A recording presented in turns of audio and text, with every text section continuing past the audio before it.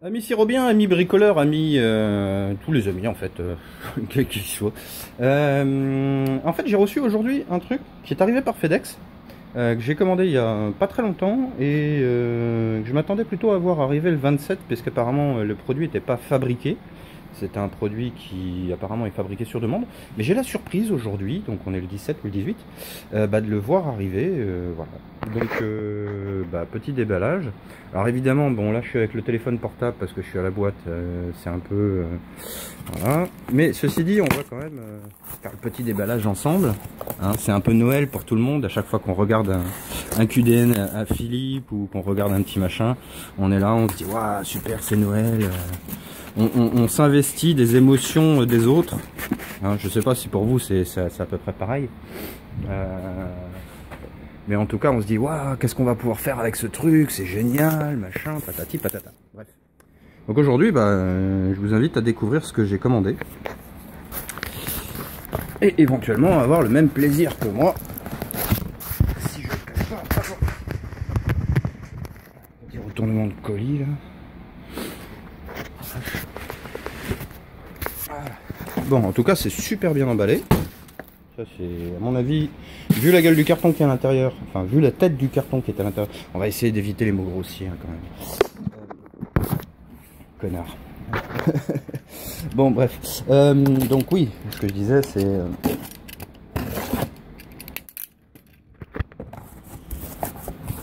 60 volts. Voilà, c'est un plastique qui fait 60 volts. À mon avis, ça doit être la référence d'emballage. Ah, alors déjà, je m'attendais à ce qu'elle soit noire, elle est blanche. Bon, ok. Why not? Moi, ça me va. C'est plus joli. Alors, elle est un peu mouse. Elle est même carrément mouse, en fait. Wow.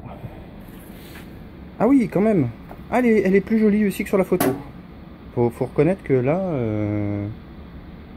pas mécontent. Enfin, pour le prix qu'elle coûte, en même temps. Pas mécontent. Alors pas de déformation du châssis. Bon, c'est pas du métal super épais, il doit faire 0,5, 0,6 maxi. On peut voir au fond, alors vous le voyez peut-être pas, mais il y a un gros méga dissipateur qui fait presque toute la longueur du truc. Ah ouais, c'est impressionnant. Ah ouais, ça donnerait presque envie de l'ouvrir pour voir comment c'est foutu dedans et voir un peu à quoi on a affaire. Ça vous branche? Allez, je vais prendre un peu de mon temps de travail. Et on va se faire un petit truc. Alors je vais juste arrêter l'inverteur. Voilà. Alors, on va faire un peu de place là-dessus.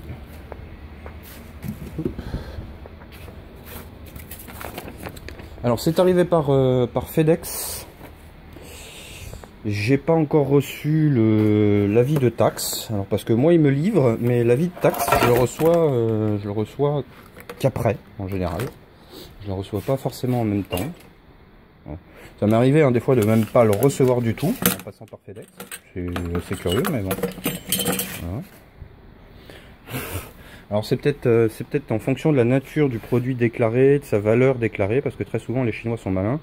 Ils nous arrangent un peu le coup, c'est-à-dire qu'ils sous-évaluent un petit peu la valeur marchande. Alors en fait, ce qu'ils font, c'est pas qu'ils sous-évaluent la valeur marchande, ils évaluent la valeur marchande au prix de la matière première. Ce qui leur permet au niveau du transport, en cas de casse ou de problème, d'avoir le remboursement juste de la matière première et de ce que ça leur coûte. Et le reste après, c'est du bénéfice. Donc ils déclarent pas en fait, si vous voulez, la marge bénéficiaire sur le prix de vente. Enfin, quand ils envoient un produit à l'étranger, ils ne déclarent que la valeur de matière première. Enfin, ce que j'entends matière première, c'est ce que ça leur coûte réellement en achat de produits et divers. Ce qui fait qu'au final, peut-être la main d'œuvre, ils y perdent peut-être un peu, mais au final, ils y perdent pas tant que ça, et ça évite d'avoir des frais de transport qui sont trop importants. Parce qu'il faut savoir que l'assurance fait augmenter le coût le coût des frais de port. Et c'est pas parce qu'ils sont en Chine et que le gouvernement chinois subventionne la poste chinoise ou certains types de transport. Ah, bah alors déjà ça commence bien. Là la vis elle est un peu flottante. Donc là on peut voir que déjà c'est pas bien serré. Ça se dessert tout seul. Alors ça me plaît pas. Voilà, alors ça c'est déjà une vis, le châssis est pas forcément bien fait. Ça veut peut-être pas dire grand chose, hein, mais ceci dit, là la vis, voilà, le pas de vis est mal fait, je peux l'extraire à la main. Voilà. Alors ça c'est pas bon, il faut voir les autres. Ouais, bon, ils ont foiré un peu le pas de vis sur celle-là, ils ont dû la rentrer comme des sauvages. Histoire de dire, t'as vu, ça tient, pas de problème. Hein. Ouais, je suis désolé, hein, je vous fais assister au truc, mais c'est... Ah bah attends, je peux faire une autre pause. Je reviens d'une fois que j'ai enlevé les vis. Voilà, donc bah, j'ai donc retiré les vis, le capot. Alors on voit qu'on a un réglage là, voltage, ampérage en multitour. Donc c'est plutôt pas mal. Ici un rupteur qui, contrairement à ce que je pensais, en fait est sur le secteur. Oui, ce qui est normal en fait, puisque c'est bien un truc secteur. Alors l'autre truc qui m'a surpris, c'est en fait, j'avais pas fait gaffe, mais enfin je me souvenais plus qu'effectivement il y avait ce petit détail. L'entrée en fait se fait par là, voilà. Donc faut pas confondre l'entrée et la sortie évidemment. Ce sont le même type de broche. Après le câblage, voilà. Alors ça c'est pour le 220. Donc on a quand même une belle section. Par contre ce qui me surprend c'est que pour 50 ampères la section est pas forcément beaucoup plus grosse. Alors ça c'est 50 ampères là-dedans, ça me paraît 3000 watts là-dedans. Oui, pourquoi pas. Après ici on voit qu'on a des espèces de petits chintes, donc je suppose que c'est ce qui doit servir à je sais pas quoi en fait. Puisqu'apparemment on peut en mettre plusieurs. Donc là ils ont décidé d'en mettre 1, 2, 3, 4, 5. 5 je dirais 10 ampères par truc, ça fait 50 ampères. Ouais. Donc c'est peut-être un système de fusible au MED, je sais pas, c'est bizarre. Qu'est-ce qu'on a? Bon, des capas, ça ok. Par contre, le premier truc qu'on constate déjà sur le transfo, c'est ce qui est indiqué, mais surtout, on retrouve comme ça de la brasure collée. C'est pas forcément ce qui est le plus dramatique, mais ça, si ça se décolle et que ça vient se foutre sur la piste, 60 volts, 50 ampères, à mon avis, ça doit faire de jolis trucs. Bon, le self antiparasite, là. Alors c'est la même chose sauf qu'il y a trois bobinages hein. Mais pour la même fonction on va dire, enfin pour le même signal en tout cas. La largeur de la piste ici est vachement fine, donc je présume qu'il doit y avoir quelque chose en dessous de plus costaud, parce que là c'est plutôt sur la partie régulation. Alors ici là on constate aussi un truc qui est étrange.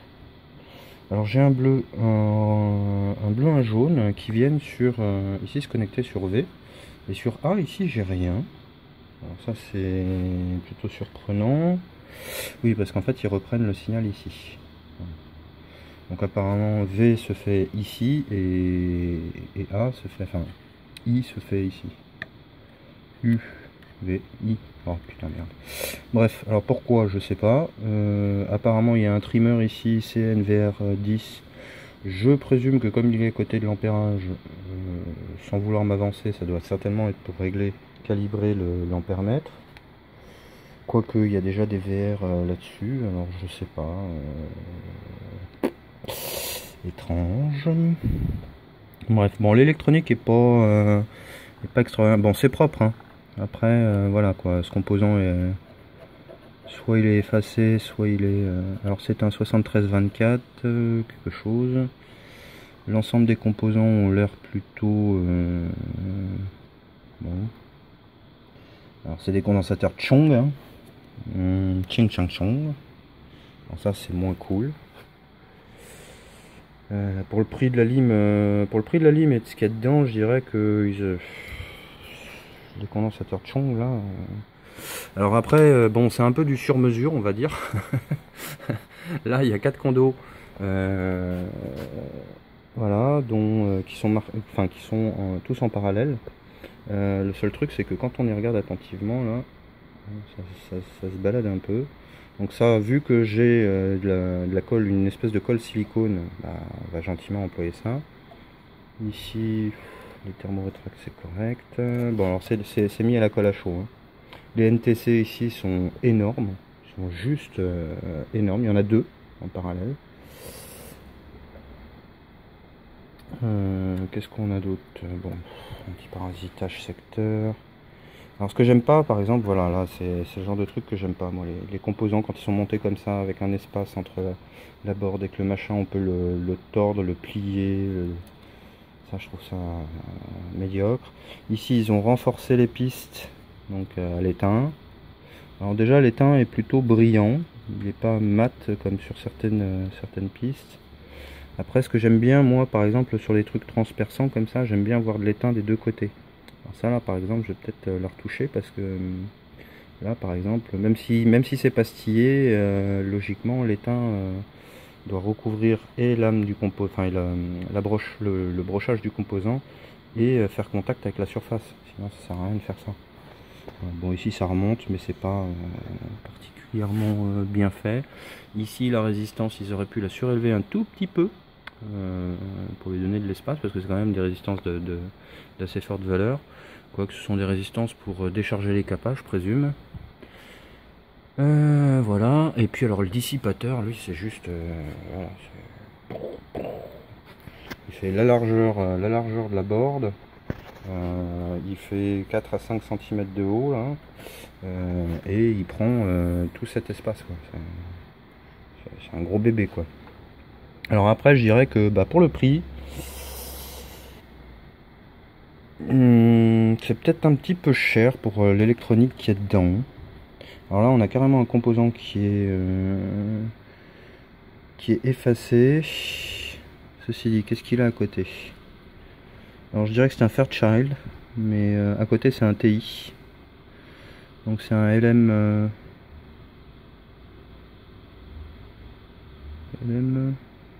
358. Ah bah voilà, c'est bien ça. Et mais celui-là, je pense que c'est... C'est quoi ce truc? Parce qu'ils l'ont complètement griffé. Ceci dit, comme j'ai une très bonne vue, malgré leur travail de sabotage, alors je sais pas si on va y voir là-dessus, on y voit déjà le F du Fairchild.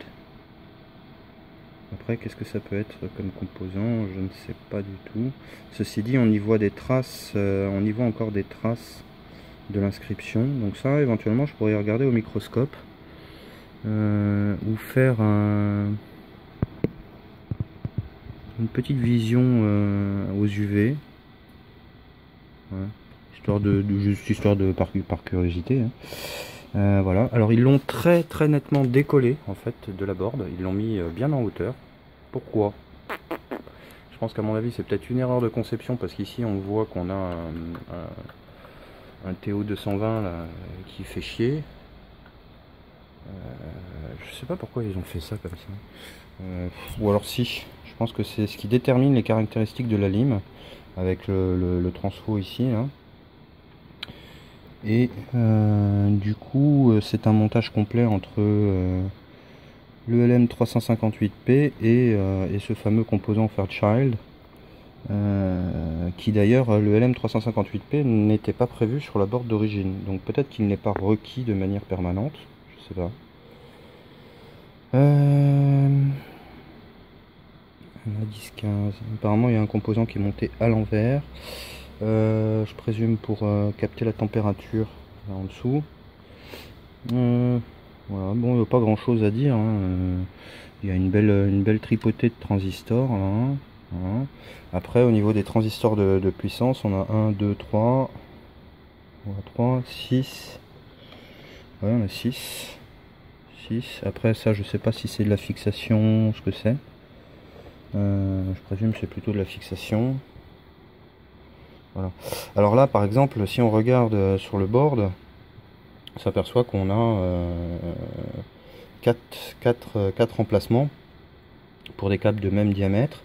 Et là on nous dit que c'est 450-750 volts. Ok. Mais on nous donne pas, c'est quoi, c'est la WG quoi ça? Ça me paraît un peu limite quand même pour 50 ampères. Je serais bien tenté de renforcer cette petite salade. Alors c'est de la WG quoi ça? Alors, chef Trouffé certainement. Zhejiang. Bon, il n'y a pas marqué ce que c'est. AWG machin chose. A008521. C'est très bien. Ça me dit pas ce que c'est comme câble. Ça va être du 6. Entre 4 et... Même pour du 6, ça m'a l'air plutôt du 4. Ouais. Bon, bref. Donc ça, à mon avis, c'est à refaire. Alors ici, par exemple, là, on constate un truc que je déteste aussi. Tadam! Vous voyez ce petit bout de fil là? Bah, il a l'air de rien, mais c'est le genre de truc qui peut foutre des merdes méchantes. Alors lui, déjà, la première chose à faire,